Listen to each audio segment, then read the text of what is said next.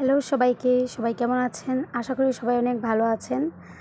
আচ্ছা, আজকে আমি সকাল সকাল এই দেখো এগ রোল বানাচ্ছিলাম, তার জন্য ভাবলাম রেসিপিটা তোমাদের সঙ্গে শেয়ার করি। এই তো ঘরে ছিল ডিম আর সাথে ছিল এখানে সস, তাই বানিয়ে নিলাম ঝটপট করে হোমমেড এগ রোল। আমি কিন্তু বেশ সুন্দর করে বানাতে পারি এগ রোল।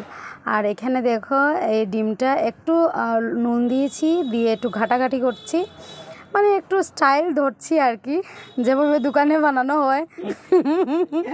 সরি গাইজ, আমার হাসি পাচ্ছে, আমি এডিটিং করতে মানে কি উল্টাপাল্টা করছি। যাই হোক, আর এই তো আমাদের বাড়ির বিখ্যাত কালো তাওয়া, তো এই কালো তাওয়াতে আমি একটু তেল দিয়েছি, তারপর ডিমটা দিয়ে দিলাম। আর এই যে দেখো এত বড় রুটি।